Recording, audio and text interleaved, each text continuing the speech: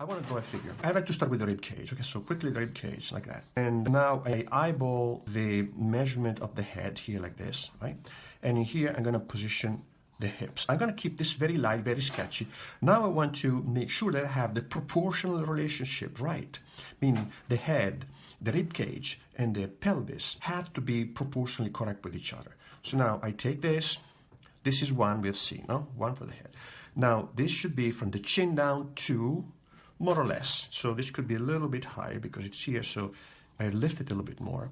And now the hip should also be 1. So I take my head. 1, 2, 3, 4. Okay, so now I have it. So these 3 segments are proportionally correct with each other. Now at the lower quarter of my bucket here, now I'm gonna draw it a little bit more clearly so you can see it better.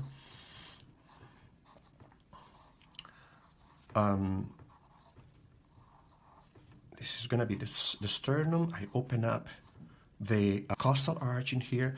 I know I'm gonna have the iliac spine up here at the lower quarter, so it's gonna have an angled direction. The iliac crest is gonna have an angled direction. Here I have the pubic bone, right? So that is the midpoint. What I can do is I can take the upper half and then bring it down. And now here I know exactly where my feet are going to be ending. Makes sense? So this, the length of the legs here, now I know is proportion with the length of the upper part of the body, or the axial skeleton. So now I can position my thighs in here quickly without too much fuzzing around, no? And I know that now from here down to here at the knees is 1.5 heads. So I take this.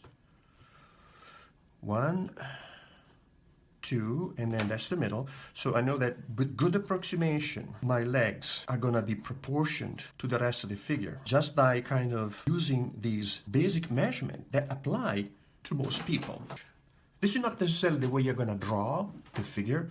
This exercise teaches you to realize that there are specific proportional relationships in the figure, and you will become aware of them. So when you look at your model, you're gonna look for these landmarks and see how they relate to each other. Sometimes you have this point in here that is exactly halfway. Sometimes, more often, the legs will be a little bit longer than the upper half. So that's fine. You measure in your model, the 2 halves, are they related to each other? And if the legs are a little bit longer, you make them a little bit longer.